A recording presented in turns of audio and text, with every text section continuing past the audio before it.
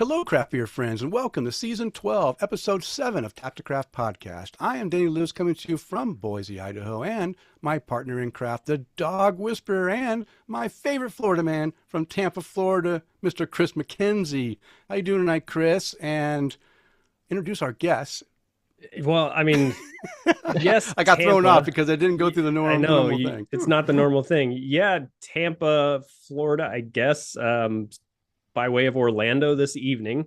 But yeah, doing good. And on the show with us tonight, we've got Craig Snyder and Tyler Weddle with Pontoon Brewing. Craig, what do you do at Pontoon? Damn. What don't you do at Pontoon? My official title is head hop scrubber on my email. It used to be sales manager. It used to be seller manager before that, and now I'm back in the cellar after sales. So I sort of do a little of everything. All right. And of course, the way we're connected is through TikTok and Instagram. Yeah. Well, I mean, are you working for that head bottle rimmer promotion, or is it like out of reach, or like what? No, that's not the right terminology. We don't do bottles. We do cans. Okay. Yeah. All right. And then Tyler is you're the head brewer, Tyler? Yeah, so I'm the chief production officer and head brewer. I'd much rather use that title. God, that's like a nice you brew title. beer? No. Yeah, so I brew all the beer. But when you say that title of those, everyone's like, what does that mean? And that's when you go, listen, if you don't know what it means, you don't need to know. Or should learn. Yeah. You should learn. All right. Denny, how are you tonight though? I'm good. We've been looking forward to visiting with Pontoon Brewing and learning about the beers. They were great enough to send us these shirts, which look very nice. Yeah. And beers for us to try on the show while we chat with them. So I'm looking forward to that. We're going to get into one of those beers as soon as we get this opening done. And I hope you guys have beer there too as well, right? You got some lager, We do. Lazy Day lager. We're going to jump into that here in a minute. All right, nice. All right, so because we're getting thirsty, we don't have anything in our glasses. Let's go ahead and get this show started. But before we get too far into the show, we always want to let anyone new listening to Tap to Craft Podcast know what we're all about. We are an educational podcast focused around celebrating all things craft beer because we want to assist you, our listener, along in your craft beer journey and adventures. And you are listening to episode 293, recording on Monday, October 13th, 2025. We are live on Facebook. And if you'd like to join us during our recording sometime, you can do that on the Monday prior to release at 8:30 Eastern Time. And as we already mentioned, we're going to learn about Pontoon Brewing. They're out of Sandy Springs, Georgia. We've got Craig Snyder and Tyler Weddle here with us. We might even have the CEO jump in later on if we're lucky. Sean O'Keefe, I think that's right. Is that CEO? All right. And we do have a few Pontoon beers to drink, to have little tastings, as well as some great conversation. So as I promised, let's get this beer drinking started by doing beer tasting number one. And we switched it up because I learned today that I really was looking forward to trying that pumpkin ale, that Imperial Brown. Well, and you can still try it. By all means. You guys both have the beers. You should try them. Yes. Yeah, we're completely sold out at the brewery, so we are fresh out. So that's a big. Talk about VIP treatment. We get some like they don't even have some, and they work there. Yeah, so that's nice. But we're gonna start off with a lager, and this is called the Lazy Day Lager, as Tyler already showed up on his screen, and it's a 5% beer, which I like. Those nice, almost sessionable beers there. It says it's clean, crisp, light lager for that crisp fall air. German Pilsner malt with a little bit of flaked rice to make a malty backbone with a clean finish. Sounds delicious to me, so let's go ahead and crack this open and start to drink it. But before we start drinking it, Tyler, you want to fill us in on this beer? What inspired you to brew this beer? And as we already kind of mentioned it, it seems like this is a beer you guys bring out during the fall because when it gets a little bit chill out there, you want to have a nice crisp lager to warm you up.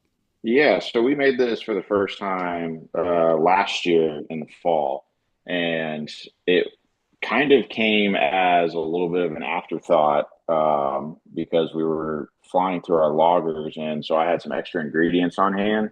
Mhm. So I just put something together really quick, and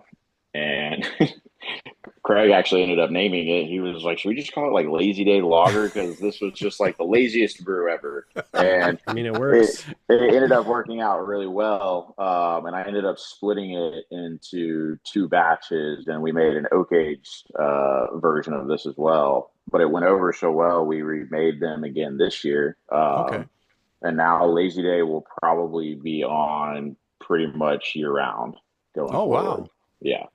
Wow. So you took a beer that you didn't put much thought into, just wanted to use some ingredients, and now it's been so popular, it's become a regular offering for your. Sometimes those end up being the best beers is when Yeah. you just have to put something together really quick.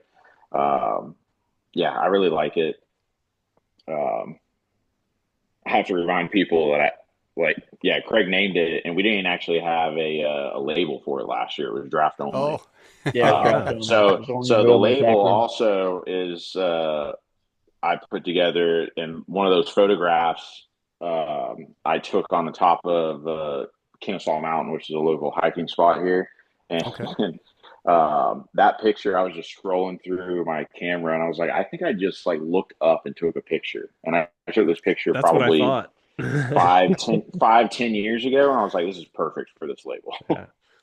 No, Well, it definitely, it's one of those pictures where you're just like, I don't know, click, Yeah. and you look at it and you go, damn, that turned out pretty good.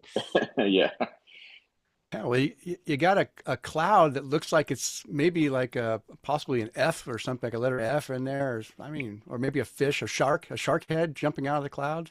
That does look like a shark head. Good. Gonna Gonna have to change the name now. Yeah, All right.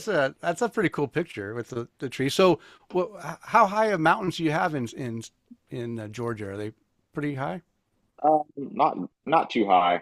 Kennesaw Mountain, you can hike in a couple of hours and be at the top. But I used to hike up there pretty much every day.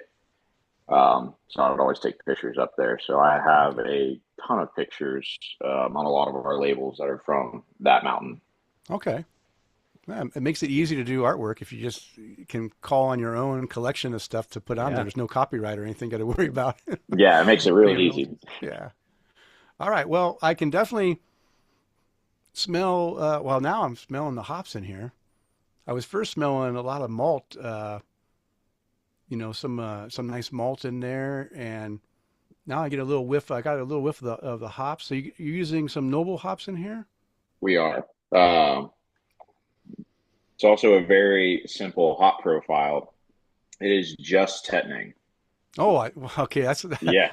That's one of my favorites there. So Yeah. that's good. This is one of the simplest lager recipes I have ever seen. There's probably simpler out there, but I mean, we keep it bare bones and very simple. Okay. So it was very easy to repeat. Yeah, it smells great. Looks beautiful too. Nice, clear. Lots of bubbles coming up here, so it's effervescent. I'm ready to take a drink, so let's go ahead and take a sip. You already took a sip there, Kris? No, not at all. Oh, I've already drank like half of mine. Yeah, I'm actually on my second one. So. Yeah, I like to talk a bit. But I like And that we the just- rest. I was gonna say I like that the recipe is so simple because I mean, I think the name speaks for itself. Where you have a lazy day lager. Oh, I just want to grab a beer, sit down, enjoy a beer, whether it's outside on the top of a mountain, out by the beach, whatever, mowing the lawn. I mean, like this could go really well in a lot of different places. Yeah, and it's you're right. It's crisp and drinkable, and I'm even getting like a bit of honey character in here too, in the flavor, which is really nice. It's nice little extra kick of flavor in there. Mm-hmm. Yeah, we have this finish a little bit sweeter than typically we would on our lagers. And last year that wasn't for a specific purpose, but again, it went over so well. We just did it exactly the same. Didn't change a single thing on it. No, it's you're right. There's a sense of sweetness in there, but not like sweet, because it does balanced out really nice. A little bit of the bitterness in there, but not too much. It's really good. I like this one. Yeah. Thank you. Now I know why you brought it back. Yeah, and I also know why this should be on the menu year round. Yeah. So, oh, go ahead. So we just brewed another 30 barrels last week. Oh, nice, Yeah. nice. Just put it in the tank. And you said you put this in oak barrels, or you put oak spires in the tank? Oak spirals in the tank. So, and we'll leave it on there for about 48 hours and then move it off. And yeah, that one's great as well. It's definitely a lot more complex of a beer than just the Lazy Day. Yeah. Not the same beer, Denny. Not the same beer, huh? Yeah, we don't put the oak spirals on this one. We do it on the oak of the lake. Is the other one. Oh yeah, Yeah, sorry, I should have yeah. specified. No. Yeah, I know, yeah, but it's the same base beer. You just becomes a different beer once you have the oak in there. Yeah. Yeah. I imagine the oak does give it a different characteristic with some of the woodiness coming out in there, and I can imagine it complements the flavors in here really well too with that oak. It does. I believe Craig named that one too, if I'm not mistaken. No, Oak of the Lake was yours, Oh, and then okay. and the other one was just sitting there next to it in the 5 barrel, and I was like, Lazy Day. It's a lazy day. It was like, I think it was my firm log. I think I only had like 2 beers to do the firm log for, and I think one was Oak of the Lake, and the other one was the Lazy Day lager. It's like, hey, how about Lazy Day lager? So yeah, those days are great. Yeah. Well, this was a good way to start off the show with an easy drinker. We're gonna get into we're gonna do the Berliner Weisse, the Smiggles beer after this one, after we get through your craft beer journeys. So be prepared for that if you have that available. Sounds good. All right. Well, let's continue the conversation, and let's learn about Craig and Tyler's craft beer journeys. As I mentioned earlier in the show, we focus around craft beer education for all people, people that have been around craft beer for 20, 30, 40, 50 years, or people that are new to it. But one thing that's in common is everyone goes through a craft beer journey. Whether they started off liking craft beer, not liking it, liking certain styles, and learning to dislike certain styles as they go on. So we always want to share, our guests' craft beer journeys with our listeners. So we're going to first start off by asking you guys about your origin stories, how craft beer found you, or how you found craft beer, and if you remember what that gateway craft beer was that got you into really seeking out craft beer. Craig, you can go ahead. Oh. Pass the buck, quick. So let's see. Gateway beer, probably. I don't know. I was probably about 30 years old. My mom got me a beer of the month club box, and it was all bottles back then, of course. Mm-hmm. And the first one I got was called Heavy Seas, and I think they were out of Oregon or Baltimore. Yeah. Baltimore. So it was Heavy Seas, and I was like, these are okay, And then it sort of, after that, I was more into the British scene, the British beers, Bass Ale, Browns, Newcastles.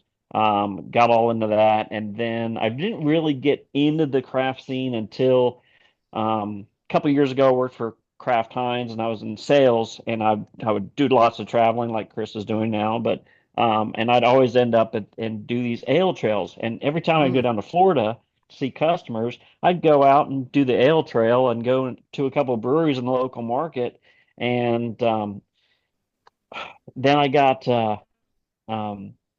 when I turned 50, my wife's like, so what do you want to do now? And now you left Kraft Foods. What do you want to do? I was like, I think I want to get in the brewery business. She's like, okay. So what's the next step? So I went and I enrolled at Chattahoochee Tech here in Georgia to be the first class of that college for their brewery fermentation program. learned the science, and well, like step back a little bit. I signed up for school, and then like 2 weeks prior to school starting, I started working at Pontoon and catching cans off the off the packaging line, and I learned my way up through application at the brewery. And then I was also at the same time going to school 2 days a week. And school started at like they started like 5:30 in the evening, and it went from 5:30 to 9:30 every night.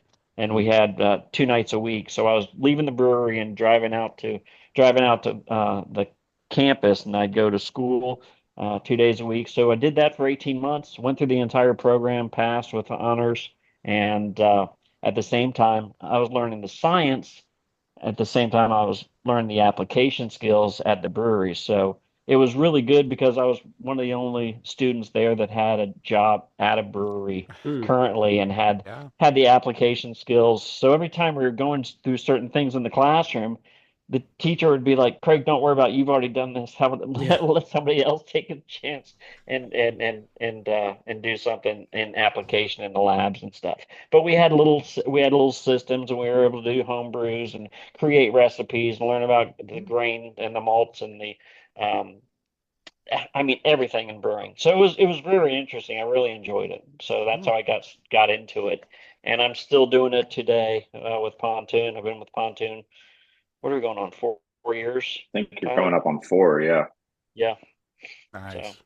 yeah, it's been Nice. fun. It's been fun.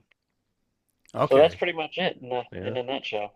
All right. So Tyler, how did you get how'd you get started in drinking craft beer? What was it back So in your high school days, or was it college, or it it definitely wasn't high school. I was not drinking good beer back in high school. Um, it I think the when I first started drinking craft beer, I believe I was either a freshman or sophomore in college, okay. and I had like the Sweetwaters and Mm, more of the mainstream stuff. And then I went to this at the time that I thought was this like little bar and little Five Points, Atlanta, and it's called a porter, but they had these two beers on, and they were called Athena and Tropicalia, and from Creature Comforts. mm, Never heard of this brewery, never heard of the beers. And I didn't even really like IPAs at the time, but my buddy's like, "You got to try this mm. beer. It'll change your life." I'm like, "All right, if this beer's going to change my life, let's see what happens." And I had both of them. I thought they were amazing, and I was hooked. And that was right when Tropicalia came out, and it was so hard to find, and it was just the craze of Georgia. Mm, Um, so over time, started kind of getting more into it. I loved visiting breweries, and then COVID happened. mm, So I was working at a restaurant at the time, and we should backtrack a little bit. My background is in photography, filmography, and graphic design. So I come from an art background. okay. So that was 50% of my job most of the time. And then COVID happened. All of that went away really quickly. And then I started homebrewing because I was like, I just want to make beer labels. Like that's really what I wanted to Oh. do. That's where my passion was. And like that's not a job you can typically apply for. So I was like, I'll just make my own. Just do it as a hobby. Maybe we'll start up a brewery. And about 6 months into it, homebrewing got really expensive, Mm, and it's also COVID, so nothing's happening. But I just happened to see a job opening at this brewery called Pontoon, um, and just like Craig, I started there just catching cans.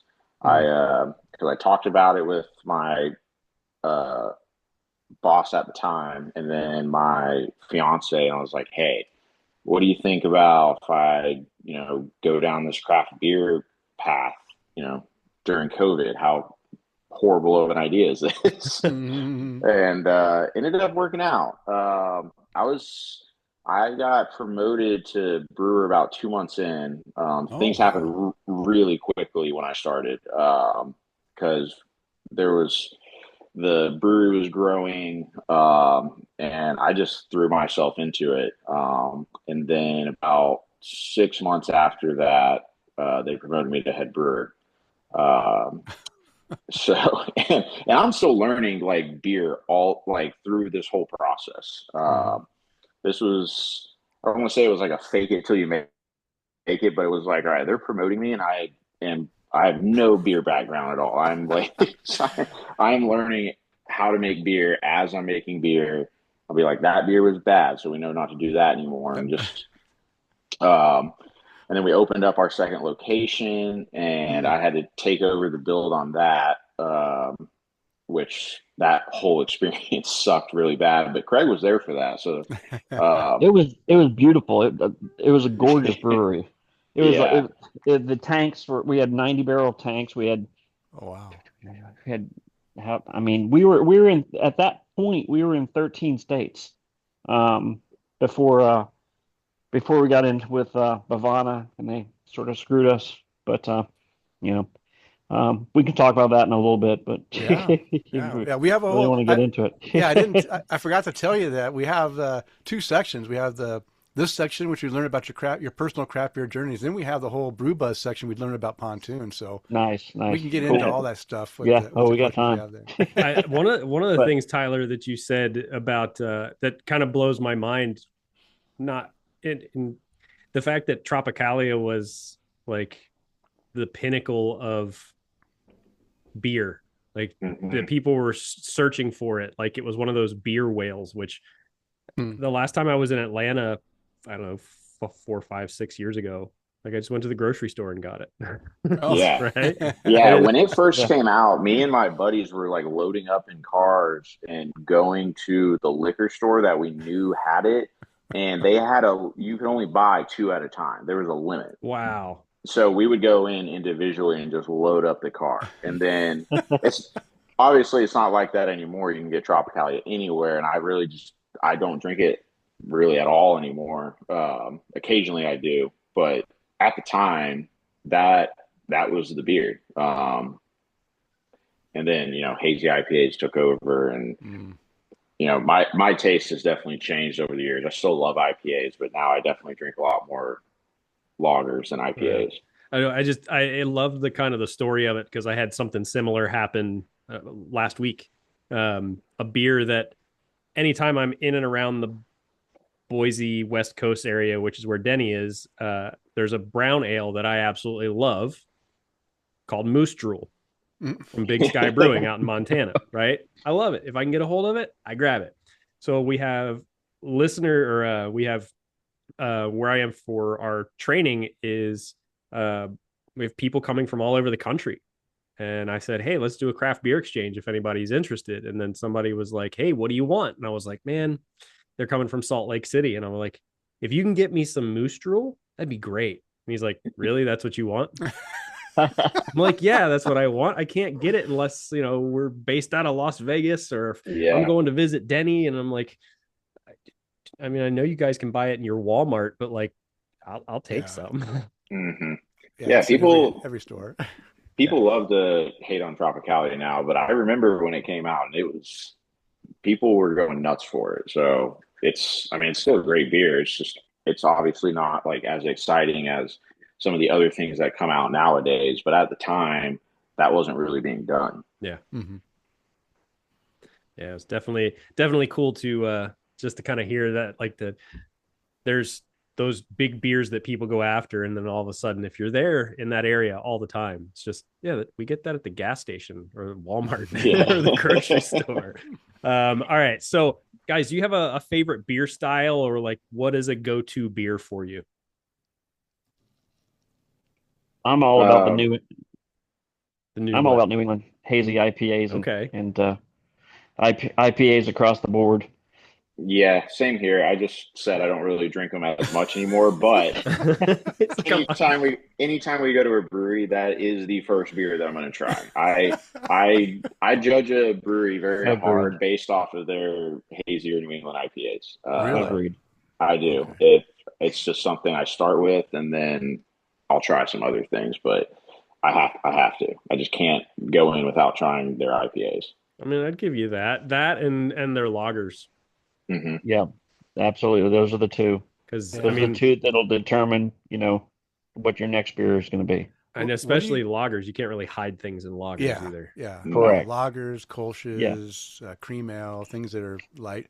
So, as far as the hazy IPA, if you judge a brewery on how they do a hazy, what do you look for in a hazy that calls out to be a special beer in your mind? So I think it depends on what they call it too, because Hmm. nowadays I classify a hazy IPA and a New England IPA as two different Two different things. things. Mm. Yeah. Yeah. A New England IPA, I'm looking for that big body, creamy mouthfeel. I don't want it to be thin. Hmm. I don't want it to be overcarved. I like more of a dankness in my IPAs than a lot more of the fruitier stuff. I think that's kind of changed over the years. I used to think differently, but um, so that's really what I look for in a hazy. I also just the look too. It needs to be opaque. I don't want Yeah. to see just Yeah. haze in it. If it's just Yeah. haze, then I'm like, this is just a light hazy IPA. Yeah. You need that Better stop the light. biotransformation to occur and make it just that murky, ugly looking Yeah. Yellow milk. yellow. Yeah. Mm. And then I mean, it also depends on when they made it too. But Yeah. just so you can't redo a first impression. Yeah. Yeah. Yeah. Good What point. do you think about the hazies that are incorporating some bitterness in the finish as well? Um, I've experimented around with that as myself, and I think it Mhm. actually helps it Yeah. overall. Yeah. A couple of years ago, you really didn't want almost any IBUs in it, and Hmm. now that we're dealing with a lot slower of a frequency to get beers pulled through, IBUs are helping shelf life. Yeah. So Yeah. um, I've noticed actually people have enjoyed it more with higher IBUs, Yeah. Yeah. and it definitely helps our shelf life. Yeah. For me personally, I also was really into the hazy when it first became a craze. But my problem is I got fatigued by the soft being too soft without that, you know, Hmm. without having that little bit of bitterness to give me that little kick at the end. It just was soft, and I didn't want to drink more than one or two before I just had to drink something with some bitterness in it too, Yeah. to get Hmm. that softness out of my system. But now I personally prefer the hazies or the New England IPAs, whatever, whichever ones, the ones that have that style, to have a little bit of bitterness at the end, because it just makes me want to take another sip. And that's what beer is all about. If you don't want to take another sip after you take one, then maybe you need to rethink the beer you're drinking, because Yeah. it's not as good as another beer that you could have. So I think that little bit of bitterness goes a long way to make it. I think the beer style more drinkable for me personally.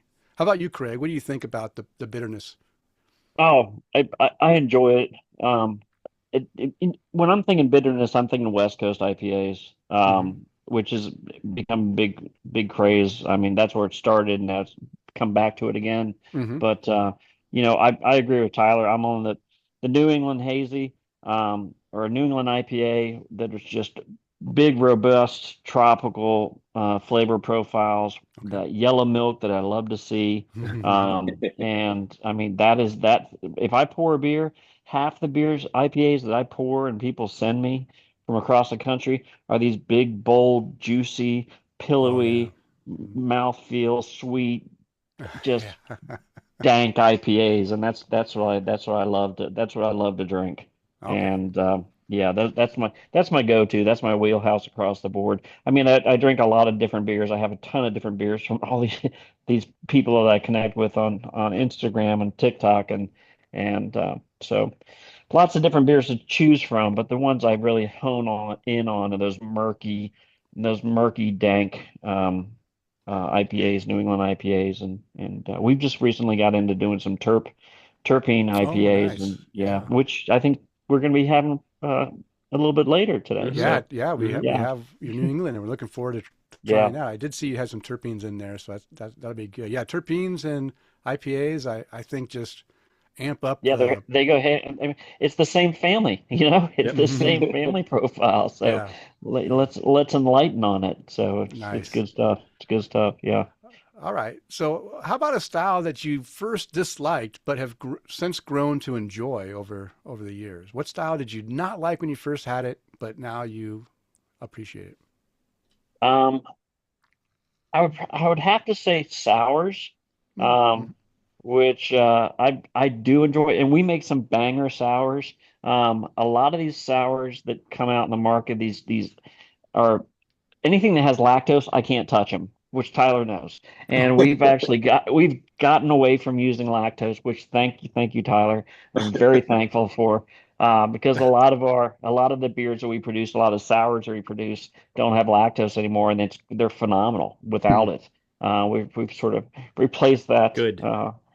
Yeah, thank you. We've Yeah. replaced um, that profile with something else, a new ingredient Tyler started working with, and it's actually changed the game across the board on a lot of our products. So, but I used to hate sours. I was like I didn't understand them. I couldn't I didn't know how to deal with them or how to drink or not how to drink them, but which ones to get and so on and so Mm-hmm. forth. And then I went to the Funkatorium up Oh, in Mm. Asheville, which is I guess a brethren of wicked um, Wicked weed. weed. Wicked Weed, yeah. And the beer tenders that night while I was there gave me a complete I mean, they served me like probably 15 different sours, and Oh, they wow. explained the education from start Hmm. to finish on each one. And I mean, it was like the light went on, Yep. you know. Yeah. And now I could figure out what I was looking for in sours, what I Mm-hmm. liked, what I didn't like, and then it just opened up a whole new threshold of sours for me. And so that's when I really started enjoying sours and really, you know, going to certain breweries that had certain profiles of sours that I enjoyed and going checking them out. Okay. And yeah, that has to be the one. It has to be sours. All right. How about you, Tyler? So I actually really grew into lagers. Mm-hmm. I always drank them, but I never knew just the vast amount of different styles there were just in that category. There's a bunch of Mm-hmm. subcategories within there, um, which I'm still currently just fascinated about. So we're making a lot more lagers than Pontoon ever has. Okay. Um, to piggyback off of Craig's, I don't really drink sours at all anymore, but I love making them though. Yeah, you make some great fucking sours. Excuse my I French. I have a lot of fun with it. I just can't do them anymore. I used to drink them all the time. Mm-hmm. Orpheus back in the day, Funkatorium was such an awesome place. But yeah, Yeah, your system, like my system, I used to drink a lot of sours, and then as I've gotten older, my system just doesn't like it as well. I have some other health issues that cause that sourness to cause it to act up. So I kind of don't drink very many, but I do appreciate. Like I just had a sour this weekend uh, from a brewery I visit. I went to visit my daughter and my favorite breweries there, and they had a sour. It was a pomegranate pineapple sour, and the beer was so it was so good and crisp and not acidic. Just tartness of the pomegranate, the sweetness of the pineapple, uh, done in a real balanced way, and it was super crisp and easy drinking. That I'd take a sip and I want to take one more sip. I literally would drink the pint of beer in just a couple minutes. It was just so good. I actually had 3 pints of that over the Jeez. weekend. I enjoyed it so much that I had three. It's been years since I've drank 3 sours in a week, let alone in a weekend. And so I do appreciate it. I think there's a lot of science now. I know I enjoy both the regular using the bacteria and The bugs. the bugs. I enjoy those sours, but I appreciate the kettle sour as well. I think I know that they get a lot of flack, but uh, but without having to contaminate your entire brewery and still be able to put out a sour. There's something to say for that, and I think now they're just some breweries are really making some really good ones that I appreciate. So I think they've also started, like a lot of breweries have been able to fine tune that process to where it puts out a more, I guess, a better product. It's like, Denny, you were like, yeah, it's been a while since I've had that many sours, says the guy who used to drink stuff that would take the paint off the hood of your car. He was like, the funkier the better. And I'm like, yeah, I did. I love the stuff that Jester King is putting out. I was drinking. I never really got into, I mean, I drank Jolly Pumpkin stuff, but their stuff was way too acidic for me to really enjoy. It was just, all of it tasted like super acidic. But I also appreciate a good, Belgian sour. And I loved, like Berliner Weiss and Gozas are like my go-to. I love those styles because they just have that nice, that they have flavor to it, and with a little bit of salt in there to kind of cut that sourness. And but yeah, I don't drink as many as I once did. Okay, good guys. All right, Kris, what's the next question we have? Cruising right along. So I want you guys to think about a brewery or a beer outside of Pontoon, a brewery or a beer that doesn't get enough love or is a hidden gem. Oh, could be locally, could be across the country, anything. I've got one. Okay. And maybe they do get a lot more love than I think, but every time I bring them up to people, a lot of people are like, oh yeah, or they've never heard of them. But Fiden's makes the best New England IPA in the entire country as far as I've had. And that's with all due respect to the tree houses and the other halves. Fiden's is the top of their game. And it's still my dream to go visit that brewery at some point when I can get up there. Okay. I've had a few of their things. I would agree with you on that one. To me, I'm with you kind of right along the same lines. Like, Treehouse is great, but I don't know. I think it's a little overhyped. Yeah. All right. How about you, Craig? I have no idea. Not enough love. Yeah, I could tell you, probably. So I just got a load of fresh hop beers in this week from my buddy in Seattle. Okay. So And Fremont. didn't get any Rubens. I got some stout, and I got some Lucky Envelope. And Lucky Envelope was probably one of my favorite breweries out there in Seattle. We went to Great Notion. We went to Rubens. I enjoyed Rubens a lot. Yeah. But Lucky Envelope was a great brewery. How about Cloudburst? Did you go to Cloudburst? Did not go to Cloudburst. Yeah, they're great too. But I had my first fresh hop yesterday afternoon. Did a review on it on TikTok, and I can't wait to get into the rest of them. But Lucky Envelope was a great brewery out there in the Seattle market. I really enjoyed. Asian owned, and Barry Chan is the brewer out there, and just all of his beers I've had from him are just phenomenal. Nice. All right. Okay, one last question for our craft beer journey. So, it's a 3-part question. You don't have to answer all 3 parts. You can just pick one. But there are 3 options for you to choose, or you can answer all 3 if you just happen to know this off the top of your head. But is there a brewery, a beer style, or is there a brewery, a beer, or a style that is no longer around that you wish would make a comeback? Oh. A brewery, a beer that's no longer made, or a beer style that's no longer, popular that you would like to have come back? There's got to be a beer that you've had once that either the brewery went out of business or they just stopped brewing. That's got to be one. Or style for me was the black IPA, because style I love, and I'm glad it's made a comeback. And now it's like a seasonal, like fall, winter time. I see a lot more black IPAs come out. I've got one. Ooh, Bass Ale. Bass Bass Ale. Ale. They no longer available in the States. And did they go out of business? I don't know, but can't get it in the States anymore. And it's such a great brown ale. Mm. Yeah, you can almost say brown ales as a style as its own has kind of Yeah, disappeared for a lot.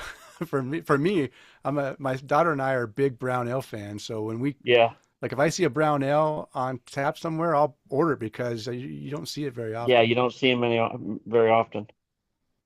Okay, Tyler, how about you?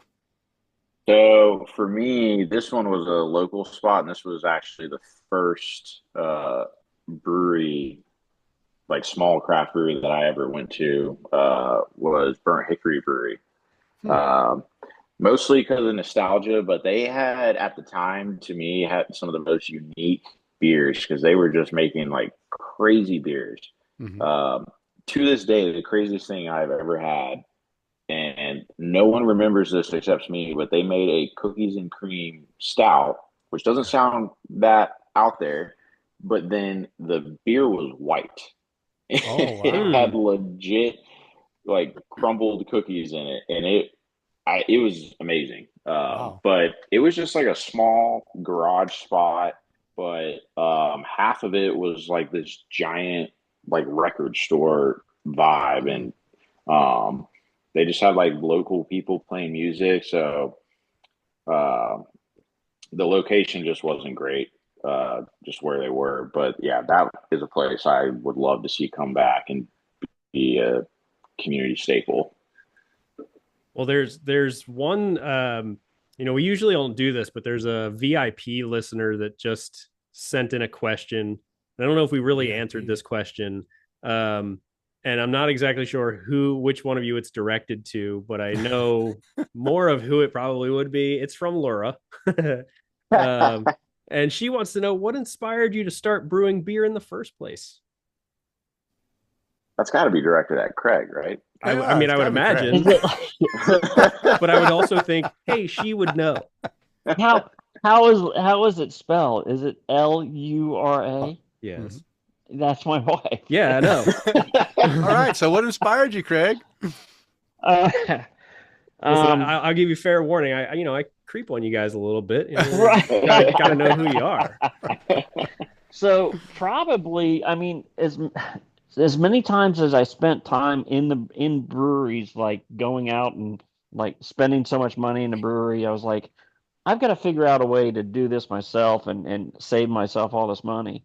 And since I started at Pontoon, I have not really purchased any beer in the past 4 years. I mean, to be honest, it's the best savings thing you can ever do is get into the beer game because you never have to buy beer. Mm. Especially when we used to have so many low fills that like when I first started, we Oh, like yeah. all the cellarmen would come home with all the low fills, and you'd have to drink them like in the first 2 weeks before they'd oxidize. Mm. Um, but Yeah.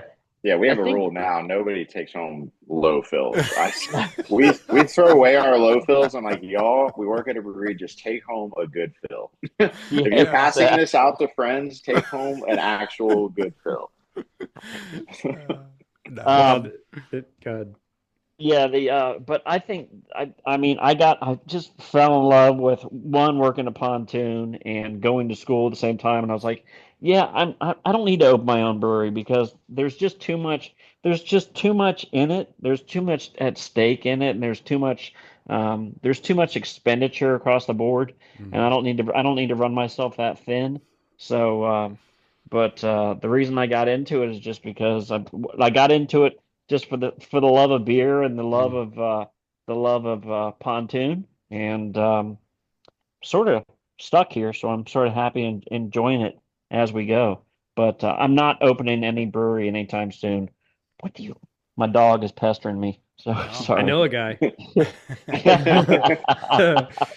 Locations Yeah. everywhere. That's the same thing. Everyone asks me because they know how much I am into beer. They say, "Well, when are you going to open up your brewery?" I said, "I don't have any desire to open a brewery, or Tap even room, tap what." room, maybe. Yeah, maybe brewery, a no. tap room. Yeah, maybe a tap room. And but in reality, I would rather just go and work at, Be friends with 10, the owners. yeah, Yeah. 10 the bar a couple times a week, Exactly. Yeah. just so I can talk to people and interact, because I love interaction. That's how I started the podcast. Is I was, I travel with work, and I was, when I'm traveling by myself, I don't, I want to just, if I go into a place, I just sit at the bar because I have someone that I can chat with whoever's behind the bar. And so it's nice to be able to chat. And then when other people would come up, I would notice that they weren't, some of them weren't really sure what they wanted to drink or order, and we're trying to ask the beer tender. And some beer tenders are really good about explaining stuff, but other ones weren't very good. And I found that, wow, these poor people were, missing out on an opportunity of learning about what beers they like and, characteristics. So I would talk to them and help them out. Same thing at the store. If I see someone like not knowing what's going on at the beer, cooler, I go over there and I ask them questions, and I help them find the beers they want to pick out for a friend that, that likes certain styles of beer. And so I just found that I just love chatting with people about beer. I don't need to work my ass off. Basically, brewing is partially doing what you love. Most of it's doing cleaning, right? That's what the most people say. It's, Yes. glorified janitor. And I'd rather just go serve beer and chat with people than to do all that work. So no brewing order for me. Understandable. Okay. Great job on answering our You guys question. nailed We'll give you a quick little break. When I say quick, I mean like 30 seconds while I read off a little thing here. Kris and I would like to thank all of our Patreon supporters, because this episode is brought to you in part by satisfied Patreon supporters like Mike Allen, Bill Slimmer, Amanda and Kevin Argauer, Mike Blanchard, Tara Carlson, Jim Kutzel, Alex Fuchs, and Eric Scotty Ward, who are our virtual producers. And Tom Byrne, Jeff Seiler, Johan Halberg, Shalimasa, Mark Church, Eric Gronley, and Batman Dan, who want to buy us a virtual beer. And we have our buddy Peter Tim, who just wants to toast our hosts, or us. If you enjoy the content we provide, we invite you to support the show by toasting your host or buying us a virtual beer, or even becoming a virtual producer. You can explore the options on our support page by visiting patreon.com/tapthecraft. Okay, that was it. Break is up. Now it's time for beer tasting number 2. Hopefully Craig comes back. Because I'm out of beer, so it's time to fill our glasses. So, as I hinted at before, we're going to go ahead and drink the Pontoon Brewing's Rainbow Smiggles Berliner Weisse. I already said how I'm a big fan of Berliner Weisse. 7% ABV, 8 IBUs. Just the description on this one. Danny, can I read this? Sure, go ahead. So as an award-winning Berliner Weisse that features 300 pounds of Skittles, you had me there, over 100 boxes of Trix cereal, 2 pounds per gallon of strawberries, pineapple, and vanilla. And that poor Smiggles rabbit. He's just... he makes it all possible. Yeah, so for one thing, the artwork is fantastic, because I love the fact that the rabbit is just puking up Skittles and Trix and stuff into the tank, making this thing just wonderful. All those boxes of stuff underneath. I mean, really, really fantastic. There's other parts of it that's my favorite. It's the kids with the knives. Mick and Morty's kids with the knives. Yeah. They're just sitting back there. Oh, yeah. Just ready to go. Wow. Okay, so what's a Smiggles? So this would be a great question for Sean, because he's Sean could really love this is basically Sean's dream child. Okay. This is what really put Pontoon on the map back in the day. They actually created that before I started there, and then it is now my most dreaded time of year when we have to make it every single year. And I think it is Craig's too. Well, we make this one, but then we also do a release of 8 different ones. Yeah. Because a base with a whole bunch of other ones. Sure. Yeah, it's not an easy beer to make by any means. But the original, the OG version of it was a collaboration with a local bottle shop here. And it was kind of like almost like a joke to craft beer because that was when everyone was saying, like, you can't put this in beer. Yeah. And they decided they're going to put Skittles and Trick cereal in the beer. Yes. And glitter. Oh, glitter beer too. Yeah. The first one had glitter in it. Yeah. Yeah. The first one, it's gone through a ton of different stages. This is one of the most wild things I've still have ever made. And just never, when I got into this industry, this was not what I thought I would be doing. But here we are. What, and arts and crafts? Yeah. How much shit can you throw in a so it smells like inside of Skittles. So I'll give you that. It's got that candy, fruity, aroma on there. And I already take a sip too. The sip, it tastes like it's got some of that. This is just Skittles a fruit smoothie with beer in it. Yes. It's breakfast. Literally. Yep. Okay, so this puts you guys on the map, huh? So this became a go-to. So before, like the sour smoothie beer craze went, this was it. Before they started getting crazy and just making, I don't know, 450 North or whatever. They was making all those beers that were 450 crazy. North and Raw, making those crazy sour beers. There are still local breweries here that kind of joke around about, Pontoon, so y'all are making all the big fruited and lactose sours, which is, we still do, not really lactose anymore, but we still do the big fruited sours, but that's not the majority of our beers anymore. We kind of have gotten away from that because the consumers don't really want that as much anymore. So, but it'll always be a staple at our brewery, just not to the level that it was. Okay. So it does have that little bit of, so it's a Berliner Weisse base. And then it's a wheat, it's basically a wheat sour beer. Basically, yes. German wheat sour. And then you really do truly put all that stuff in. You put all those Skittles and all those Trixes. That's for real? Yeah. And I've done the Skittles a bunch of different ways over the years. Okay. We used to boil them. We've done a dry skittling, so like dry hopping the Skittles. I have a video on TikTok of last year's run. We did, and I poured 300 pounds of Skittles in the top of the fermenter like I was dry hopping them. And you could just hear them go ting ting ting ting ting going down the inside of the tank. Yeah. So okay, for that example where you just dry skittled them, I mean, those don't dissolve by the time the beer is ready, right? Those still stay in the bottom of the fermenter, and then you're just taking the beer off, or does it actually dissolve into the beer? It turns into a giant Skittle turd. Yeah.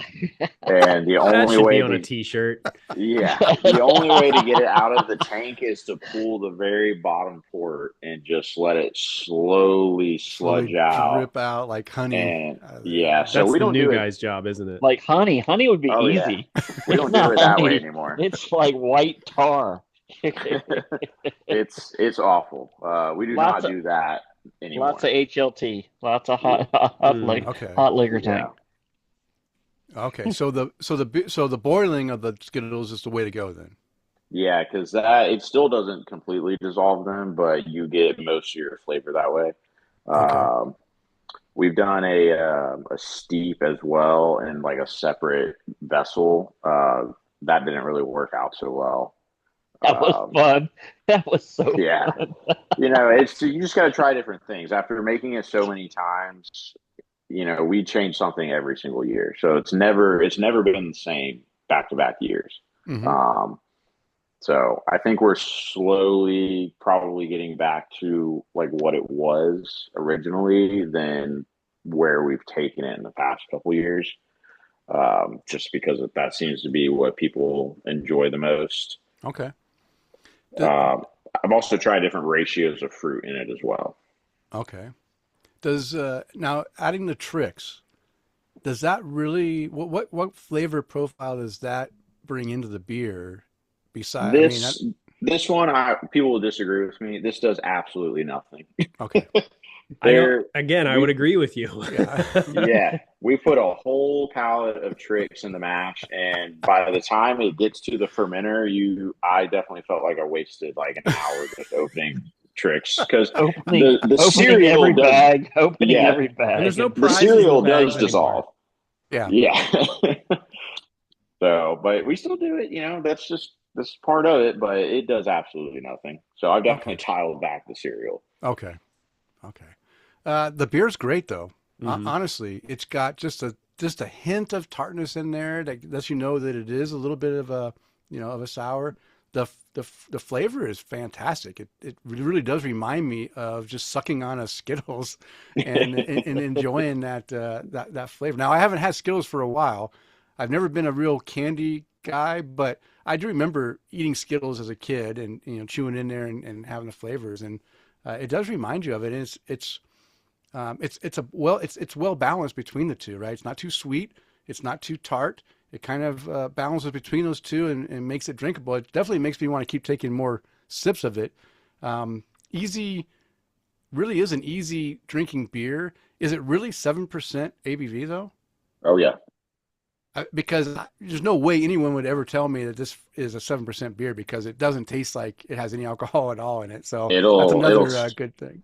It'll sneak up on you. And I can't wait. The funny thing, so I don't eat Skittles anymore. I just got them out of my life. But the funny thing is, the rest of the team, including Craig, walk around the brewery, and because we always have Skittles there, so they're always just taking hands like forever Skittles. I'm like, there is something wrong with y'all. I don't know why y'all are walking around eating Skittles that y'all are going to be putting into beer later.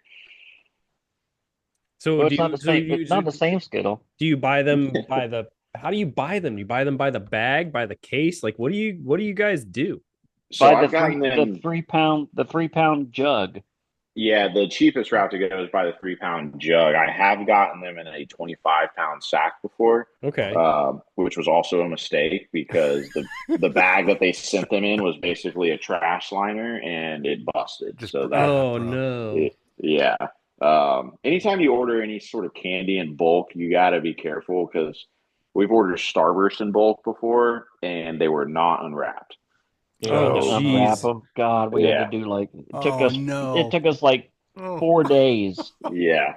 In customers helping like you unwrap 3 shifts Starbursts a day unwrapping Starburst. Oh my gosh. We actually did have customers help us unwrap Starburst one year. I mean, I'd totally do it.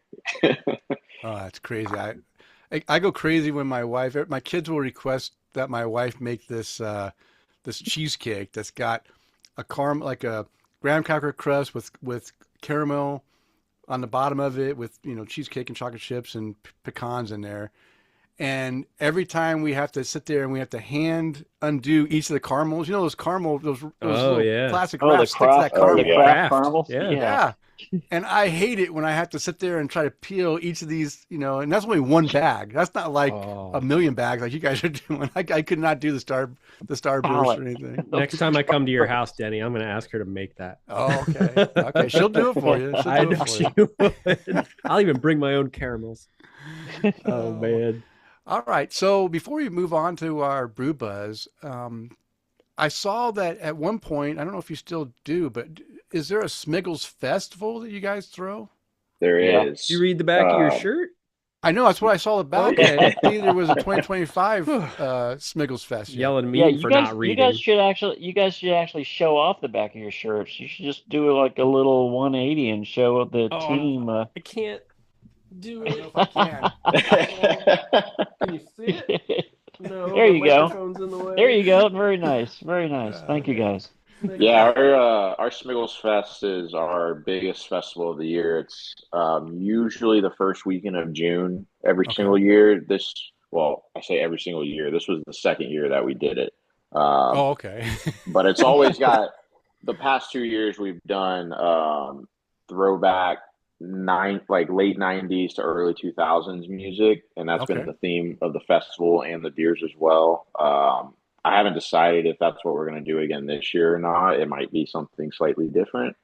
So we'll see. Okay. I've got some beers in the fridge that I will What do I have? Hold on. Give me a second. And I kind of went rogue with our beer tasting. I decided to do Oak of the Lake, Oh, which is the alternative to Lazy Day Lager. yeah. Nice. So let's see what I got for this year.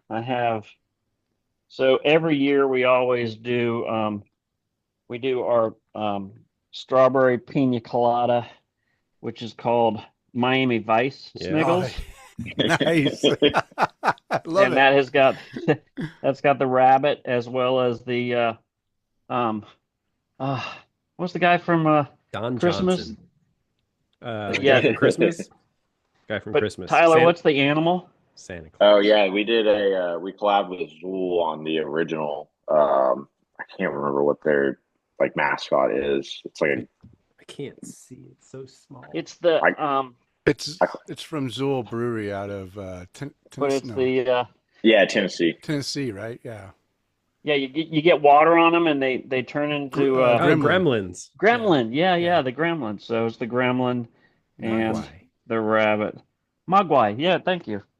We also did your shirt, which is wannabe Smiggles.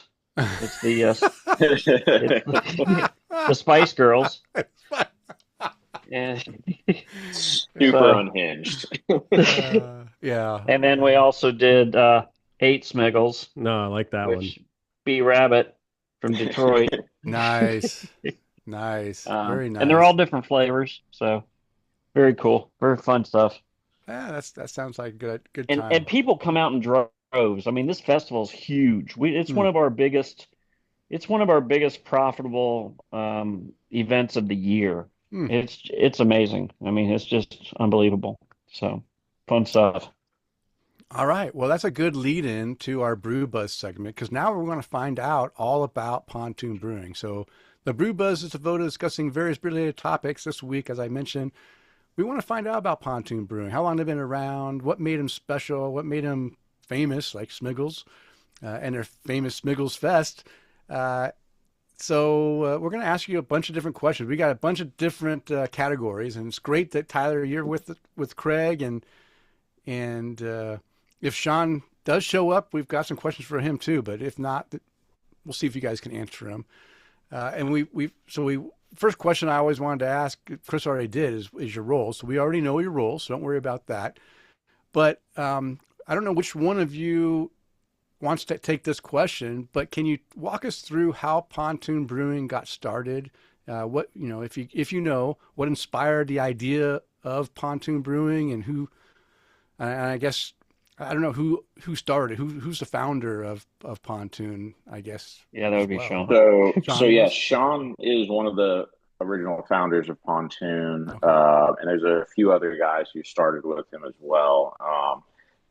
Most of them went to Florida in college, so they were all buddies. But they wanted to start a brewery, and the theme of Pontoon kind of came, just fun vibes, laid back, and that's still the vibe that we have at the brewery to this day. It's just very laid back, and that's kind of how they got started. We are on. I believe coming up on 8 years now. Okay. That Pontoon's been in business, and all the originals are still involved. I still see them. Sean's basically the face of the brewery, and he definitely embodies the Pontoon vibe. He's a very laid back and fun guy. Okay, so pontoon meaning like a pontoon boat, party craft, where Party vessel. Yeah. Okay. That's the most laid back of all the boats. Yeah. So it fits. I like it. Okay. Well, whether you guys know it or not, and like I said, Sean would be probably great to answer this too. But what are some of the early obstacles you guys bumped into as far as like getting equipment set up and putting the team together that you have now, and what'd you learn from it? I will say I won't answer, Sean's the way Sean would answer it, because he was around before me. But I definitely think something that was a learning experience for us and a big obstacle was when we opened our second location. Okay. Um, there was just a lot of just bad things that ensued right when we opened that place and leading up to opening it, and that's when I officially took over the entire team during that process. And then we ultimately ended up closing down that location right after we finished building it, had to take it down. And then we rebuilt our original location.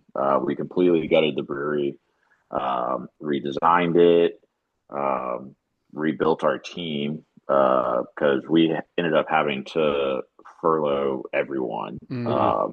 I was other than Sean, I was the only other employee there for, I want to say it was about 4 months. And then Yeah, Craig, 4 months. You brought yeah, me and then, in March before. yeah, and Craig is the first person I brought back.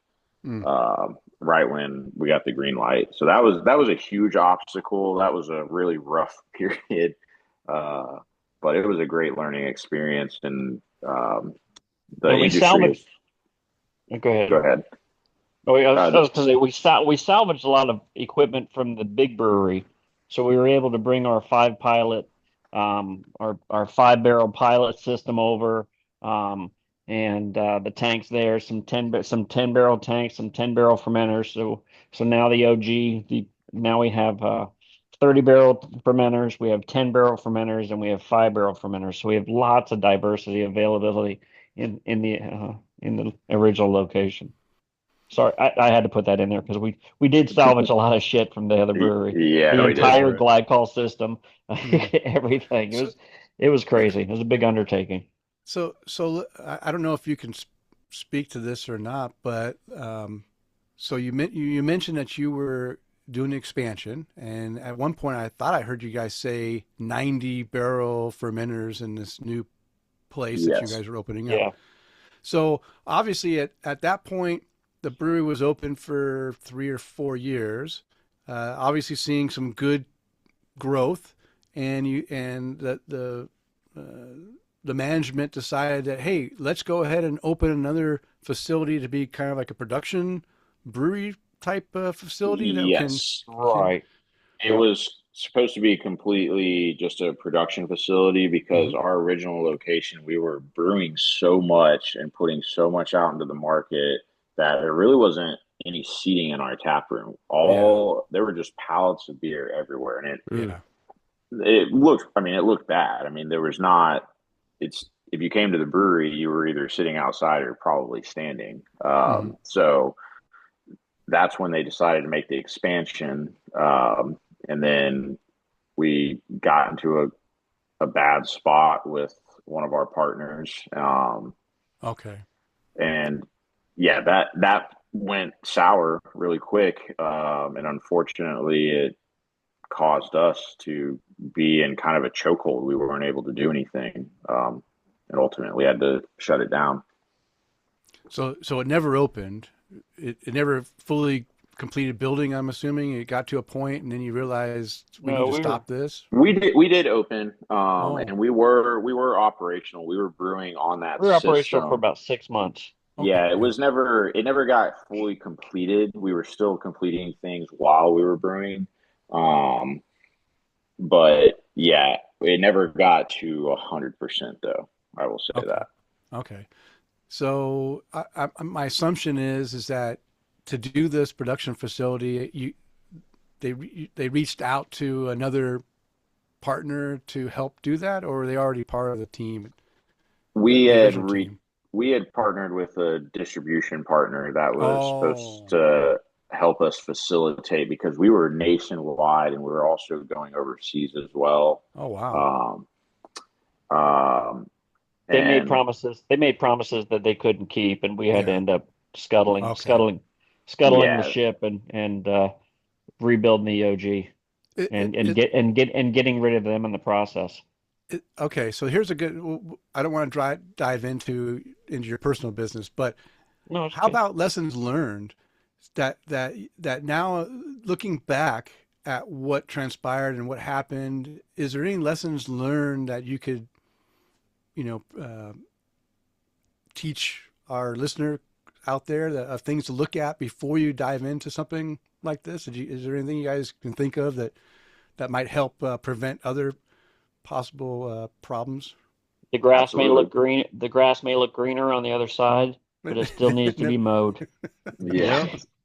I just learned really in really hard ways about not spreading yourself too thin. Yeah. That was kind of the big factor because we focused so much on making the facility so big and being able to do everything that we forgot to really grow our teams with it as well. I took on way too much at the time. And I got very sick towards the end of that. Well, you were working 18-hour days, dude. Of course, Yeah. I mean, you were burning the candle at both ends and in the middle. So. Yeah, I had to. I spent the night at the brewery a few times. And I will never do that again. It was not worth it. Yeah. So anybody who's trying to open up a brewery, it takes a lot of dedication and a lot of hard work, but take care of yourself when you're doing stuff like this. Yeah. The good news, or the good thing that I had, was a very strong team around me. So I got very lucky there. Because like when Craig came on, he learned really quickly. And to this day, he understands the entire process of what we're doing. There's no part of the process where he's like, I don't understand what we're doing. So it's good to surround yourself with people like that. Yeah. Yeah. Were you eventually able to bring back everyone you furloughed? Did they come back, or did some people? Why are you limping? No. I was able to bring back a few people, but some of them either had found new jobs or we couldn't facilitate, because we had a pretty large team at the time, so I couldn't facilitate that. Now we have probably, I'd say less than a third of what we ultimately had before. Also, we've gotten more efficient over time, so that's also part of it. Craig does the work of like two people, so it's like you get more efficient over time, so that's also part of it. But most of them found other jobs. One of them that just came back actually about 2 months ago, he was working with us, but he had found another job, and I had asked him, but he didn't want to leave. And then ultimately, I think it's been about 2 years now, he ended up coming back. So got a good team. Good. Yeah, that good team's super important, and you never realize it when you're building the OG. Yeah. the OG in the OG. Original gang. You never really realize it when you're building it, but once you finally have it, you're like, man, that was probably the most important part. So guys, often your brewery's identity is tied to a place. So how's the locale, being in Georgia, north of Atlanta? How do you think that's shaped Pontoon's brand and culture and approach? So we have kind of like an old school craft beer location. We're still in like kind of a office park. So our building actually is one of the old Coca-Cola manufacturing facilities. And they are just like a quarter mile up the road now because they moved. So we definitely have reshaped our building and redesigned it, but you can still tell it's like they moved in there when like that's where breweries went into. It was like an office building. So we've slowly made upgrades over the years, but I would say that's the vibe you get. It's a very laid back vibe, but it's a very cool place to hang out. Me and Craig redesigned the whole tap room when we shut down that other facility and came back over here. And me and Craig were just like using scraps to put together, just like building walls out of pallets and we built like used pallets. It was a lot of fun, but it was fun. Yeah, we definitely had a good time. It was very pontoon, but we for a long time we were the only brewery in Sandy Springs. And now we have another one. So, but yeah, we were like the only ones right here in Sandy Springs for quite a while. But it's right off the interstate. Okay. Yeah. Easy. Good location, right? Just south of the river, Chattahoochee. So yeah, it's just a fun vibe. I mean, everything we do we're always having a good time and always making the best of it. So Okay.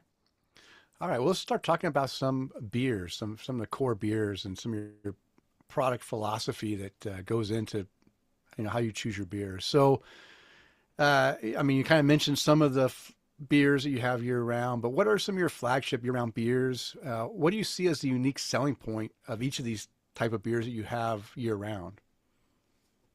Craig, you go ahead and take it. okay, so we've got our four cores, which is our New Wave Blonde. Mm-hmm. It's probably the fastest beer that we can produce.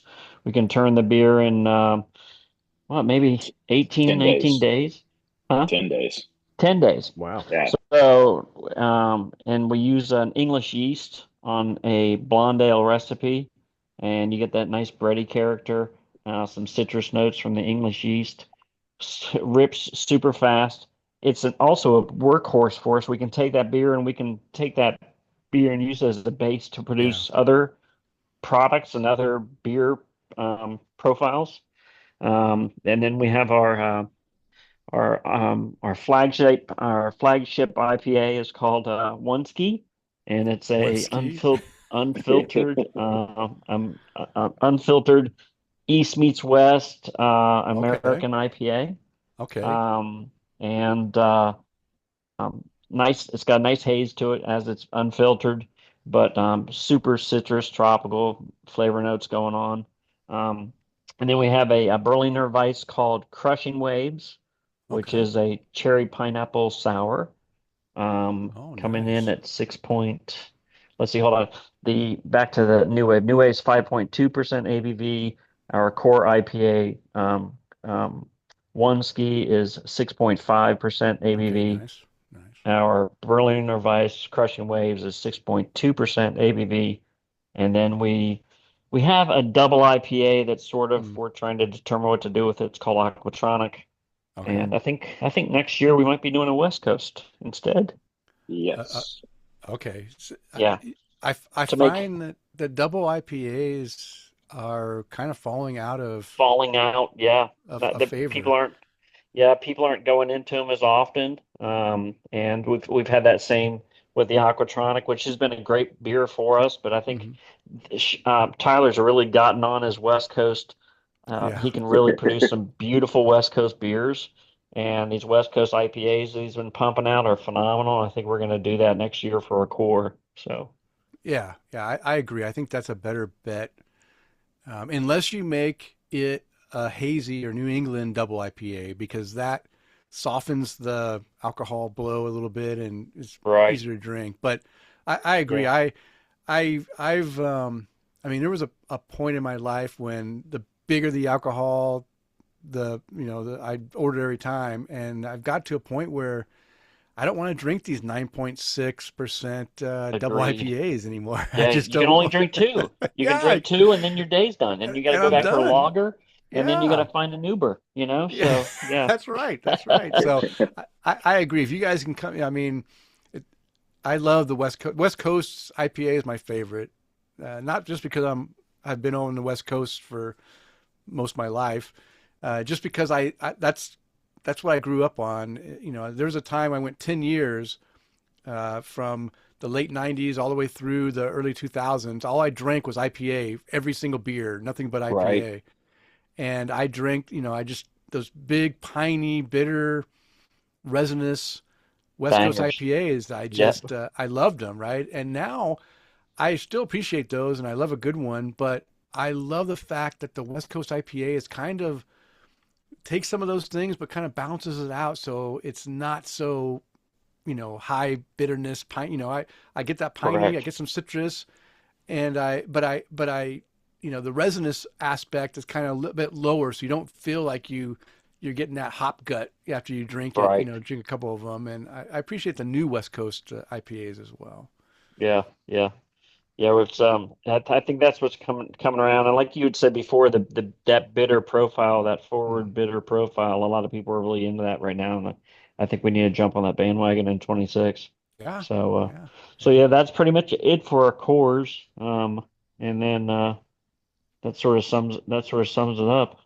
Well, how do you guys decide like what styles or trends you guys are going to try out? Do you guys just go throw a dart at a dartboard, or do you have plans in mind? Or Yeah. yeah, So like, in the past, it's yes. kind of been, throwing stuff at a dartboard. This next year is very focused and intentional. Um, like Craig said, West Coast are definitely, we're going to put some emphasis on. We're going to keep leaning into our loggers as well. But probably going to, aside from, the Smiggles and things like that, we're probably going to look a little bit more traditional as Okay. far as our releases go. Um, we will still have some crazy beers going on, but as far as things you'll see in the market, uh, you'll definitely see some different stuff from us. Why do you think that changed, Tyler? Um, I've noticed, just noticing trends in the consumers. Um, we still get the hype around making, the Smiggles and the stouts, the big sweet stouts that we do. But the way people have been consuming lagers and even West Coast IPAs is something that I have not personally seen since I've gotten into the industry. Um, Especially with loggers. Like I don't know if I've ever seen a time where people were getting Mm-hmm. hype about a logger coming out. But we just released 5 loggers in the same week, and Wow. people went nuts What? for them. Yeah, Well, it's because they're now learning what they can really be. They're not yeah, just, and some Silver Mountain kind of beer. yeah, and when you put 5 next to each other, and we've made different recipes, I think people are seeing like, oh, there's a lot to explore in There's this another side of Yeah. category. Pontoon. Yeah, and Yeah. even with a West Coast IPA, uh, I think people went so long without really just drinking them because they went Mm-hmm. so far on the other Yeah. end of the spectrum. Mm-hmm. They forgot how enjoyable they are. Mm-hmm. And Yeah. there's new people coming into the beer and the craft The beer scene. scene as well. People are like we were when we discovered beer. They're Mm-hmm. 20, 21, and 22, and they're figuring out what they like to drink. Yeah. Okay, Tyler, you intrigued me with the 5 loggers coming out at one time. So can you talk about what the 5 different styles of lager you had, and how did you manage with your system to to get all those loggers loggering at the same time and be able to release it Well, I will at tell one? you, it was not easy. Okay. I didn't think that all the way through. Luckily, we had enough tanks, but it Okay. got very tight. But so we did the re-release of Lazy Day and Hope Okay. of the Of Lake, those two. Okay. um, and then we did a So wait. Marzen. So you said that was 30 You want barrels me you to get made. we'll get the cans. No, no, no, no. So these were actually the most of the loggers were 5s and 10s. We did Okay. 130. Okay. That's Okay. that's how we were able to manage it. Okay. Actually, 30s would have been a little bit easier, um, just because we didn't have a bunch of 30s lined up afterwards. All the 5s and 10s. I was like, oh no, I have a whole release schedule, and all these beers are going to be in the tanks for the next 2 months. So, Yeah. but we actually made it work. We didn't fall behind schedule.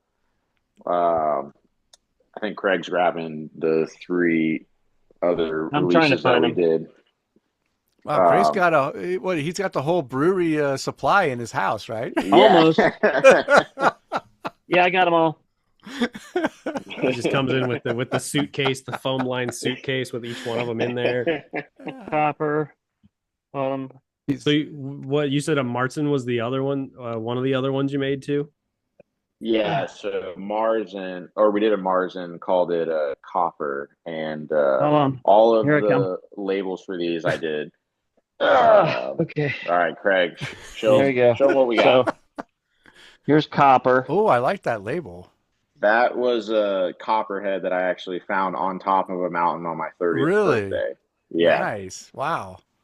He said his That's pretty nephew was cool. looking at something. He's like, what's my nephew looking at? And I didn't get Yeah, that. my like Zone 4-year-old in a little nephew bit at the there. time was just looking down at the ground at something. I'm like, "What are you doing?" And I walk over there, and it's a copperhead. Yeah. Yeah.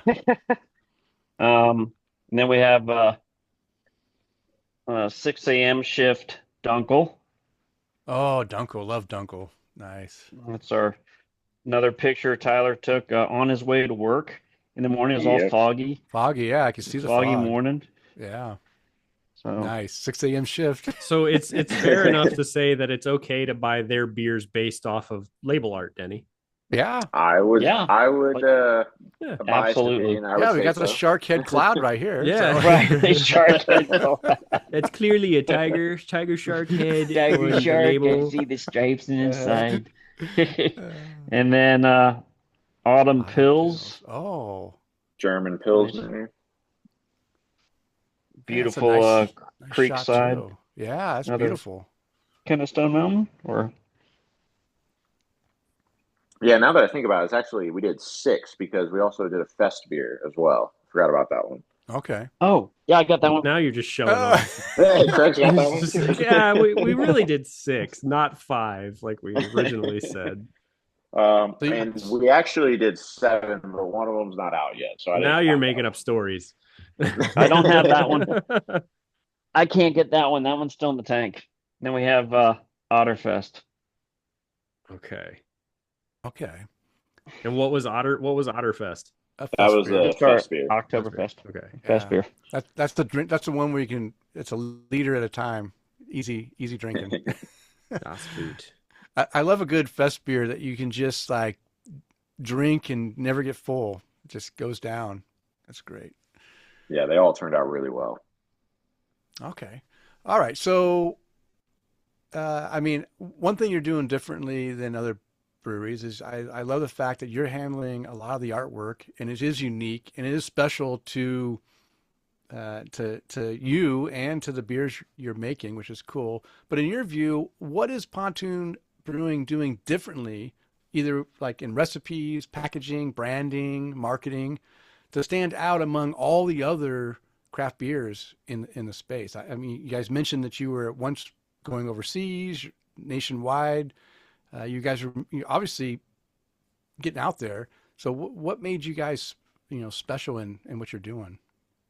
So funny thing you mentioned that. So we actually have scaled back. We're really focused locally now. Okay. So we're just in the state of Georgia, and Okay. really we're focusing on just the greater Atlanta area. But as far as like the beers we make, it's a very creative process. We're also making a more diverse tap list than we ever have had in the past. I mean, right now we have lagers, IPA, sours, brown ales, stouts. So, I mean, we're going to have a Hefeweizen on in a Oh, couple wow. months as well.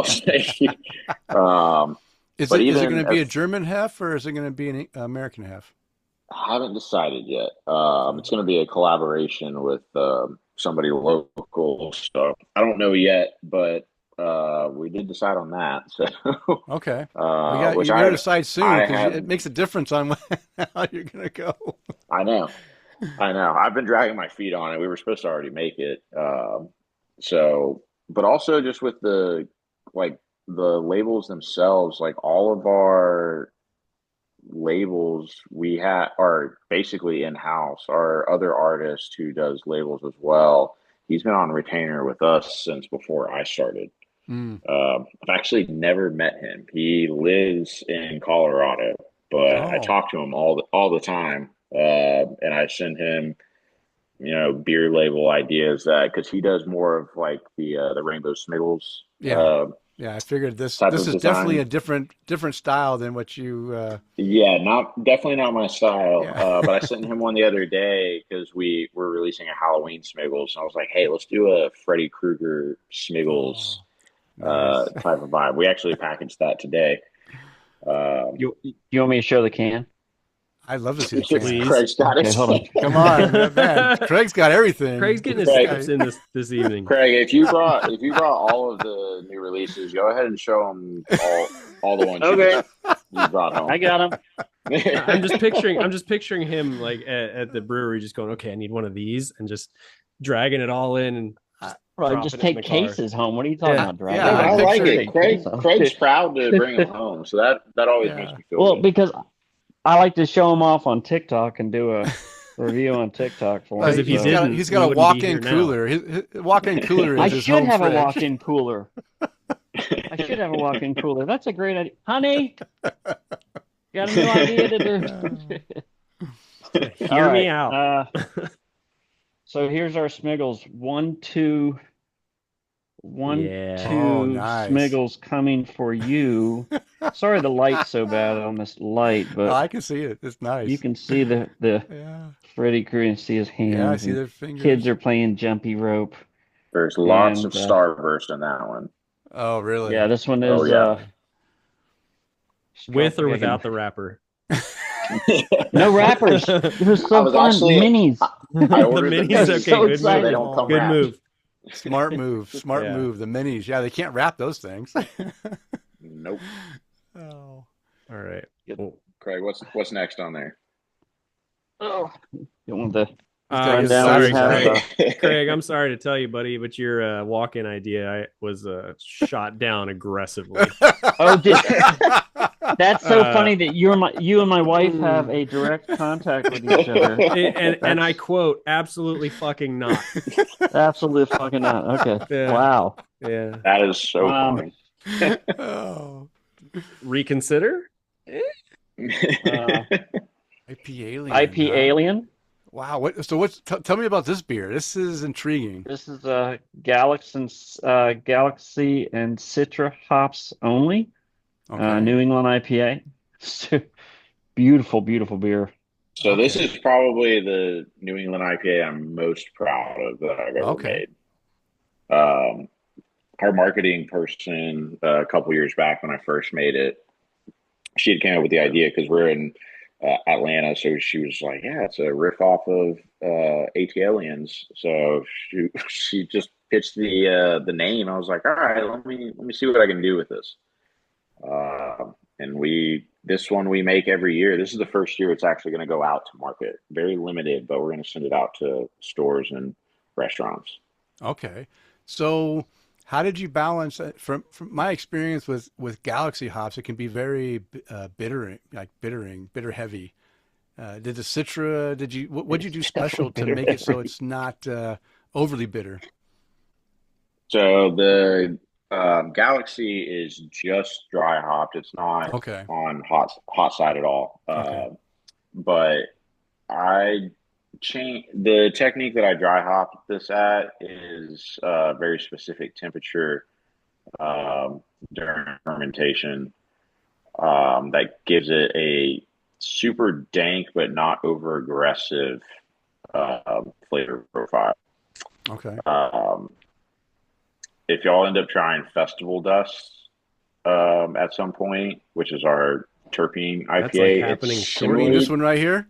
We should. It's 10:15. We should crack that open now. We should. That was a we can- wonderful segue, Tyler. That's a great segue because Excuse me, I gotta rinse this. I gotta rinse all this Smiggles out of my glass, though. I brought 3 glasses, so no. I have a whole contamination. plethora of glasses. Yeah.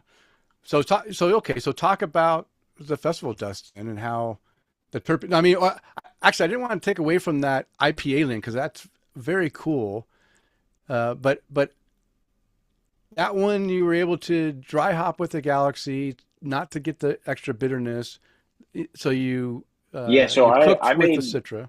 I made that beer when Galaxy was not very popular because there was a rough crop year. Yeah. Or a couple of rough crop years. And so I was able to get a good lot. And the first year I did it, it was 8 pounds per barrel. It was stupid. Waste of money. Brewers out there, don't ever do that. You probably already know not to do that. But I did it anyway because we had we had some extra hops and everything on hand. I definitely have cut down the dry hops since then to actually allow us to make money. But yeah, so there's a couple of secrets that I do in this brew that have worked out really well for me. So Okay. I just want to bury my face in this beer. It smells The so festival good. dust, yeah. Yeah, this one, the festival dust has definitely got some dankness. You said you like dank.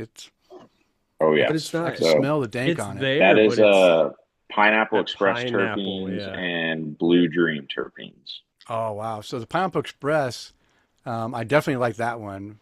The brewery that I really enjoy used some Pineapple Express terpenes in it. Man, it pops some serious pineapple flavor in the beer. Hmm.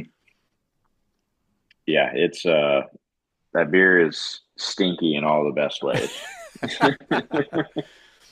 Okay, so Festival Dust is this a beer it's new to the Pontoon lineup, or is this one you've brewed many No, so times? this was Brand a new. first. First, First a terpene. first. This was a Okay. rare situation where I actually designed the label before I ever knew what the beer was going to be. Um, Ah. I had kind of thought the label was going to be a sour when I first started making it. Um, Oh, and good. then when I started messing around with terpenes a lot, I'm like, it's festival. And I came up with the name actually 2.5 years ago. Um, and that was going to be a completely different beer at the time. So the full product here is a bunch of ideas that never came to fruition, and it's now what it is today, which I think worked out great. It's I believe it's my second best received New England IPA behind IPA Land, Okay. And All then, right. of Well, course, and we packaged that back in I want to say August, I think, or whenever yes. Craig sent them to you. I can't remember Yeah. when exactly it No, was. I sent them to him in September, but yeah, we packaged it in August. It was like last week of July, August area. all right. So I already love it because Yeah. it's dry. yeah, Well, it's yeah, not I even. love that. I It's love not that. even yeah. that, but it's. I love that it. Excuse me. Yeah, that. Um, but usually when I get a beer like this where you get those hoppy flavors, and I'm expecting a bit of a burn.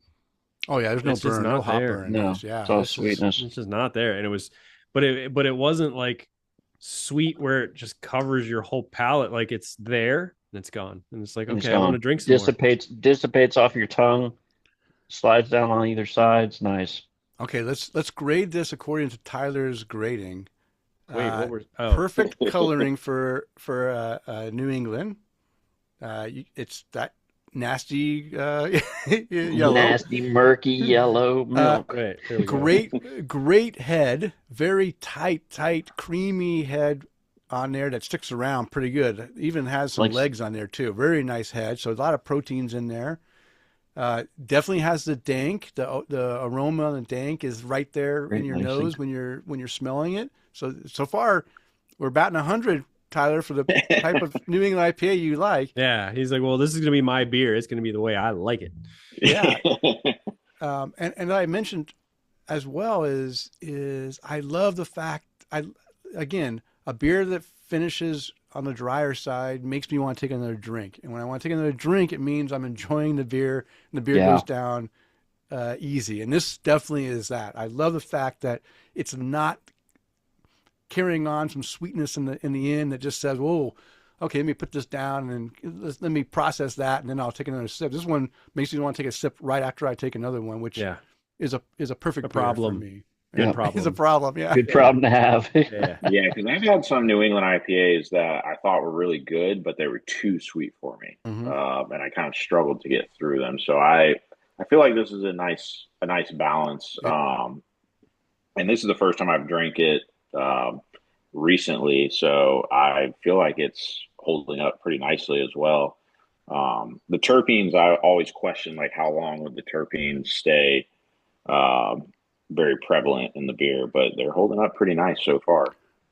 Yeah, yeah, you definitely get that pineapple character in there. A little bit of that candied, sweetness in there Mandarin too. pith. The mandarin pith, and uh, yeah, it's got a good balance of everything, and Yeah.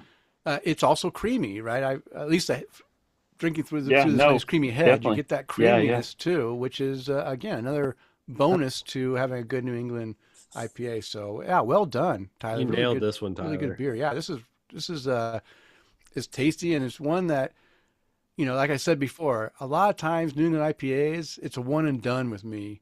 But I really do appreciate the ones that are coming out now that have that little bit of either bitterness at the end or the dry finish. And you got both. Yeah, that allows me to keep drinking it, because that's what I want to do. I want to keep drinking beer. I don't want to drink one and say, okay, now I got to go to something different. Yeah. Both. Well, now you guys are definitely on the list for the next round of beers, so I'll make sure I get the next round out to you. Oh, that'd be great, Craig. yeah. I mean, I'd never appreciate that. Yeah. I'm never going Oh, to turn for down sure. beer. For sure. And Chris and I, we definitely like to talk about, we like to do tastings on the show. I don't know Oh. if any of those have made it out into TikTok or not, but Chris and I, our listeners will send us beers, and Chris and I will send beers back and forth, and we'll drink them on the show and do tasting notes. And it's always great to be able to talk about beers that either I can't get because I'm not in Florida, or he can't get because he's not in the West Coast area, or from our brewery friends. So if you guys do send us beers, trust us, we'll talk about them on the show. We Oh, we for love sure. chatting For about sure. beer. Absolutely. We got a new one of our most recent New England IPAs is would be called Grand Theft Otter. Yeah. Okay, so what's up with the otter thing? This is the second beer you've named that has an otter in it. So what's up with the otter? So it's kind of our mascot. Sorry. To go along. He's on your shirt, Denny. He's right there. Oh, Yeah. he is on my shirt. Yeah. He's on the hat. Okay. A lot more otter themed beers back in the day, but we still sneak them in when we can. The Okay. otters are so adorable, but man, are Oh, they yeah. assholes. Everybody loves otters. No, you they're, know? they're assholes. You know what other animals are jerks? Dolphins. Anyway, this beer's No delicious. dolphin beers. No dolphin beers at Pontoon. Okay, good. I'm gonna All make right. Well, a great beer name. What's that? Dolphins are assholes. Yeah. okay. So let's move in. We're definitely reaching the 2 hour point. I apologize but we're having a good No, it's okay. conversation. So It's but like Joe Rogan. It's like Joe Rogan. Right. We can go all night. Yeah. But let's get into some like strategies for success. You know how you guys have. You've made it through. You made it through the bad years of COVID. You did scale back, which is smart. A lot of breweries, excuse me, I'm burping, that were reaching out and going regionally in states surrounding them have kind of pulled back. They realize that you don't want to expand too fast, because then it just becomes more problematic when your beers aren't getting, off the shelf. Right. And so they've kind of, like you guys have done, you've pulled it back in, you're focused locally in the Georgia area, which is smart, because let's keep that beer flowing.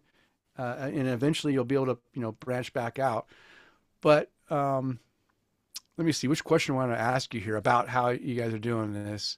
I'm proud of you, Denny. You put together a ton of questions. I Yes, did. This has been an intense moment. Hope I'm scoring You well. got it. Well, you're like a B plus. No, I'll take a B plus. No, you're nailing. You guys are. That's better than high school. I know, right? If it's beer related, then we're fine. No, geez, these are all tough questions. I don't want to give you these tough questions. These are all questions for Sean. Too bad he didn't show up.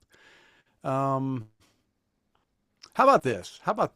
What role does feedback from customers, distributors, retailers play in your strategy versus how much you lead with your own vision? Are you guys still doing your own thing, or are you taking feedback in from other avenues and trying to play off of that? We're taking a ton of feedback, to be honest, because the way our brewery's set up, we have small tanks where we can play around with stuff. Mm-hmm. So, like the lagers is a direct result of customers asking for beers like that on Okay. draft. Um, the festival dust, that's all me. Nobody's out there asking for a terpene IPA or a tap. But Not yet. Not yet. They will be, but though. Not yet, but they're a lot enjoying of people like it. They just don't know that they want it. Yeah, they most of them still don't understand what terpenes are. So, but that's a passion project of mine. So, but we are taking into account what's actually selling. Mm-hmm. We have had a few brands this year that we made that was, super, fruited sour that just nobody bought. Mm. So that's just a sign of the times. Yeah. So we're pivoting, and that would be my advice to anybody is just what do people want? Yeah. You should be able to find passion in any of the genres of beer that you need to make. I never thought I'd be enjoying making lagers, but Yeah. I am. No, that's good. So, I just had a question I was going to ask you on based on what you said. And it's senior moment. I just lost what I was going to say. Where are you selling most of your beer currently? Is it coming from your tap room, or are you getting a lot of sales through packaging? We're still selling mostly through tap room. We are sending To out tap to room. market, but our tap room is doing really well for us. Okay. Especially events. Events is our big thing, and I don't mean just like having vendors there and food vendors. Mm-hmm. Like having a themed event has been huge. Live music is one. Always have food, Mm-hmm. which most breweries I feel like are doing now, but it is having a consistent food vendor definitely matters. We don't Yeah. pick random people. We have two main vendors that are always at the brewery. Okay. Um, so yeah. And then we also do like an art market out in our parking lot. We always, Oh. anytime we do an event, we always have an art market. So we're partnered up with an art team that Mm-hmm. has all these different vendors that do different artistic Based off of the event too. items. Really nice Yeah. that they do that. Yeah. So Oh, we're that's awesome. always doing something different, different music, different stuff all the time. Just drawing people into the brewery, into the tap room releases only, and then as for the market, I mean the packaging market, the retail market's dropped off a little bit for like bottle shops and stuff. Bottle shops are really tough to get into right now. Mm-hmm. We're trying to this next year we're going to try to line up with some big retailers, hopefully Publix, hopefully Kroger, hopefully Whole Foods. If we can do that, Oh, wow. sustain some of our core market, that would be really good for us. And then of course we're also always selling draft. So draft we make better margin on draft, of course. So we're trying to get the draft out in the market for the local restaurants, local other tap rooms, tap markets, what have you. Anywhere we can get our product, that's where it sells most. Also, I can't believe I almost forgot to mention this. So we're also doing THC now as well. Mm-hmm. That has been a huge revenue. Uh, yeah, yeah, Busy lifting Busy drinks. lifting from the Wonka Willy series. Wonka, yeah. Willy Wonka. That's awesome. yeah. Busy lifting. We bought the rights to the name, so A lot of breweries are diving into that right now. Okay. And in Georgia, that's what kind of legislature has gone through to approve this type, or is it still in the wild frontier lands of do it and then we'll figure out how to manage it later type So thing? there's some strict regulations in right now, Okay. but it for a while it was kind of everyone was kind of dabbling in it and seeing like, oh, let's see what happens, and then the past, I want to say about not even a year, it's become legal for us to do beverages. Okay. That is the only way it is legal in Georgia currently, Okay. unfortunately. Well, and like oils and stuff, but as far as consumables go, It's um, that really sucks. But so that's it's changing every day. We just had a new regulation that came into effect this past week, and you just mm-hmm. adapt. So, and this is a medium that I think is going to continue to grow. It's already growing really fast, but everyone's doing it differently. They're doing it as, kind of like a seltzer beverage. We're doing Yeah. ours as sodas. Oh, okay. Yeah. Okay. So you just got to figure it out and learn as you go. 32 grams of cane sugar. Yeah. Wow. It's That's a lot of sugar. Real soda. People people in the market, they want flavor and they want Yeah. real sugar again. Okay. Then there's people out there that want it, and it's phenomenal. It's been really, really well. Been really good Okay. for us thus far. So What strength are you focused on? Like 2.5, we 3, do a so 10 our milligram currently. 10? Holy shit. Jesus. oh, you'll have Holy a smokes. Listen, as a casual and extremely casual consumer at 6'5", 235, 10 milligrams, I'm good for about 6 hours. Me too. I think I can only drink a half a can, and then I have to let it sit in because I can't do a whole can. Okay, why so big? Why so big? so 10 milligrams is actually the popular dosage here in Georgia. We we have heard rumblings, and we are about to do it ourselves. About 5 milligrams, Yeah. not doing as well. Oh, really?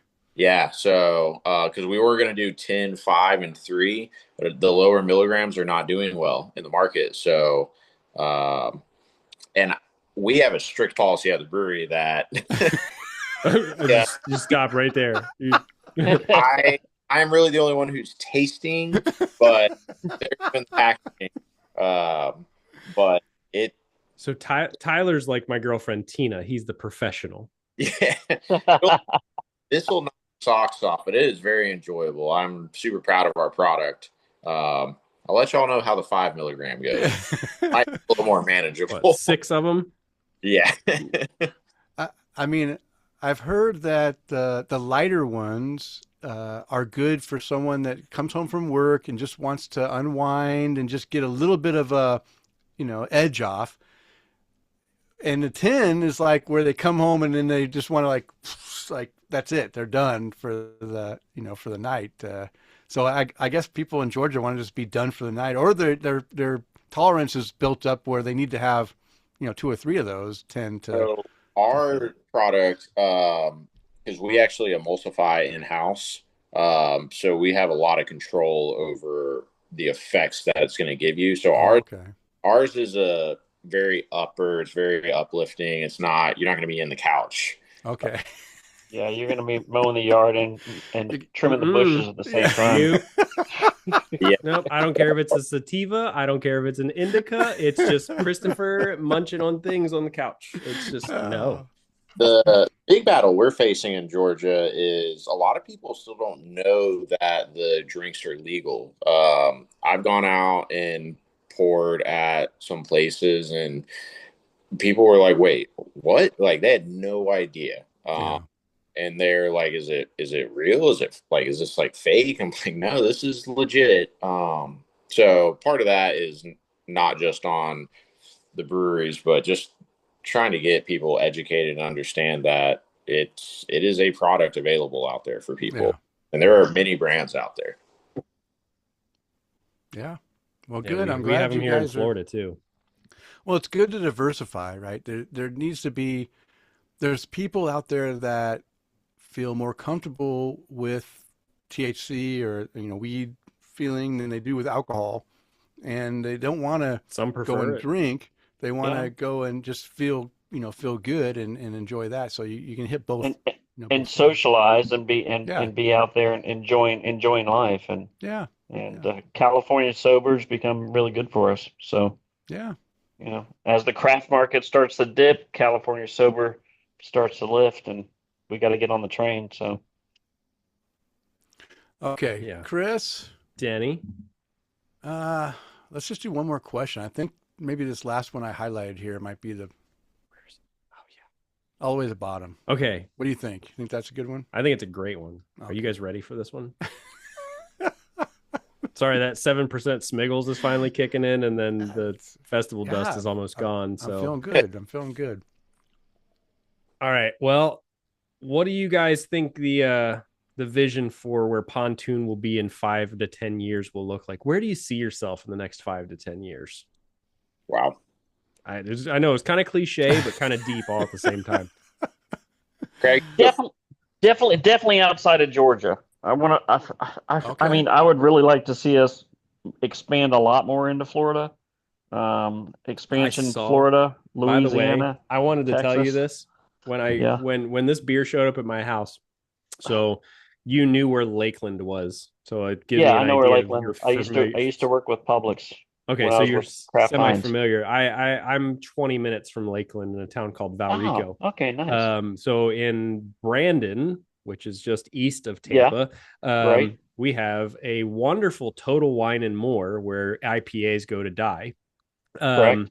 And this was sitting on the shelf.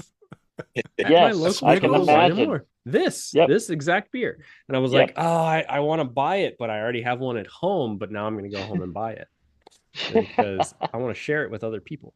And we actually did send that out to Florida this year. So it could be the newest batch, hopefully.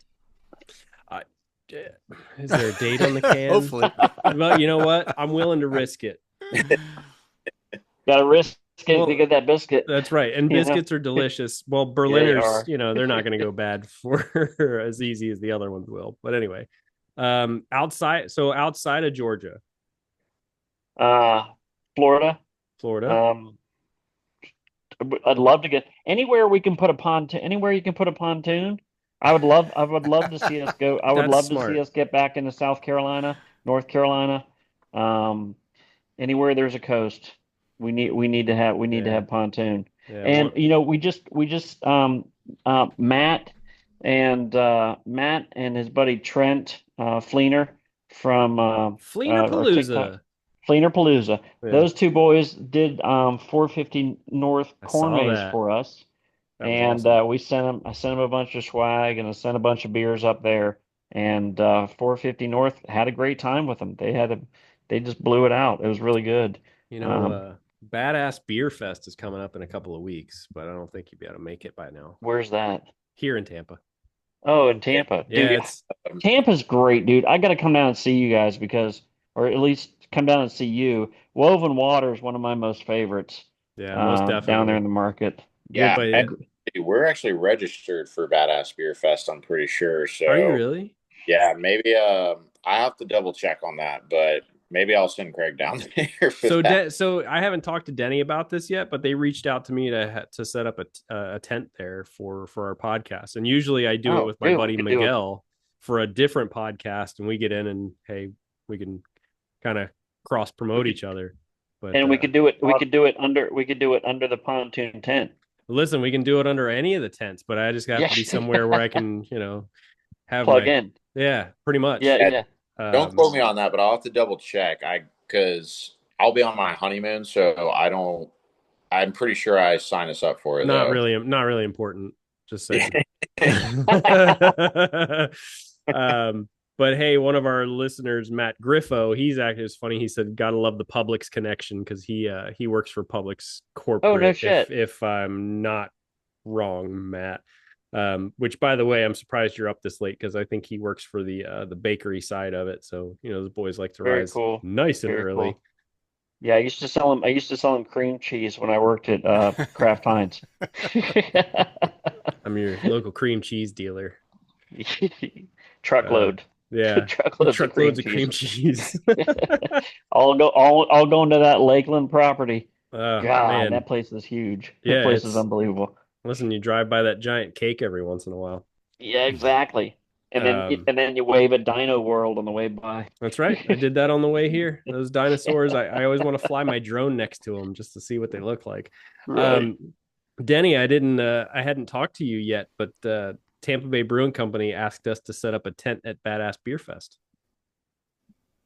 Oh, nice. In Wait, Tap to Craft tent? Yes. Wow. I don't have any swag or anything. I know, but you know, more time to prepare. I've never had any swag when I was with Miguel, so you know, okay, I'll make it work. All right, excellent. Do some interviews and we'll get some apparently stuff. This setup works as long as I have some kind of electricity.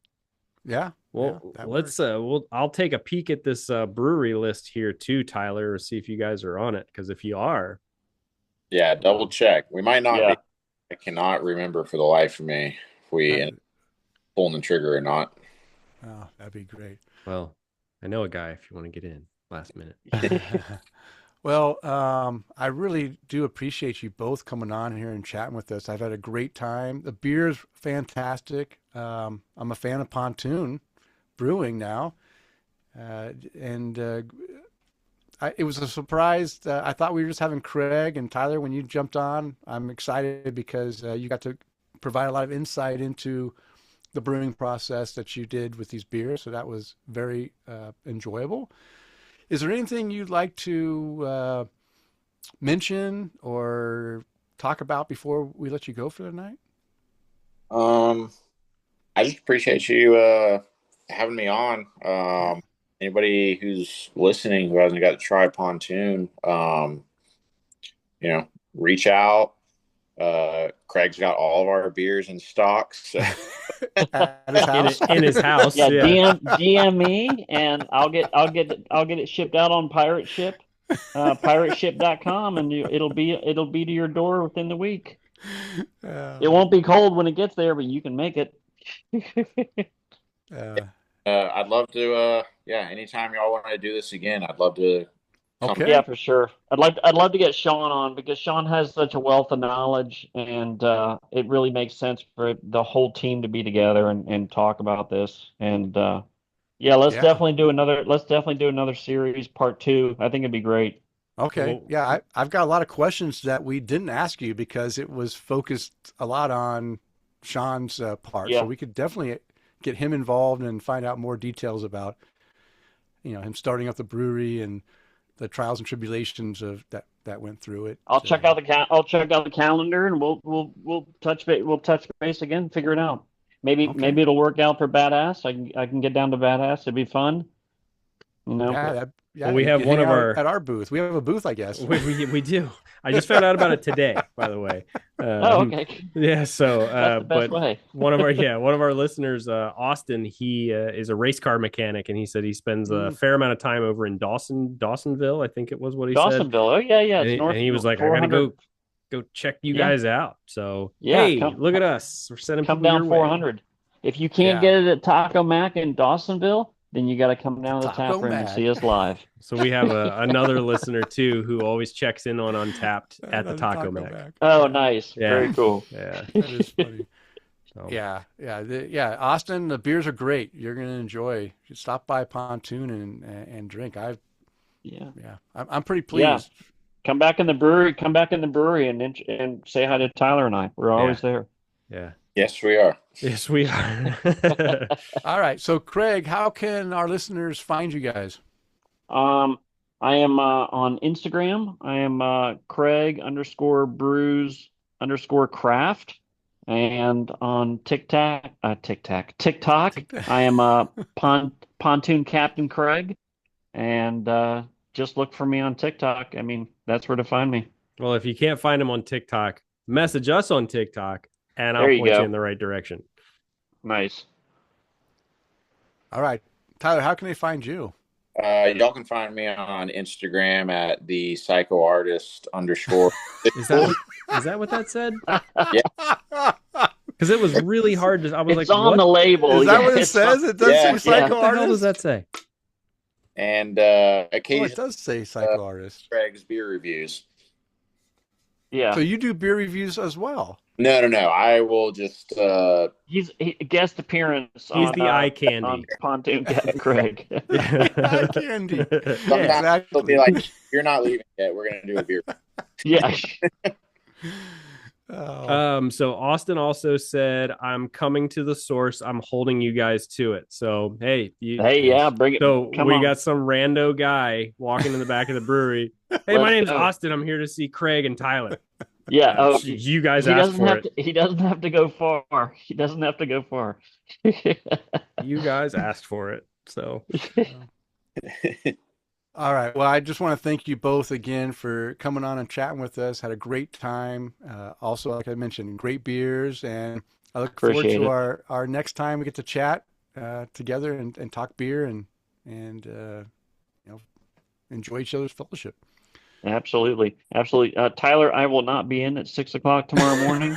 I will probably be in around 7, and I'll deal with the traffic when I get there. Got it. All right. Well, thank you both for your sacrifice.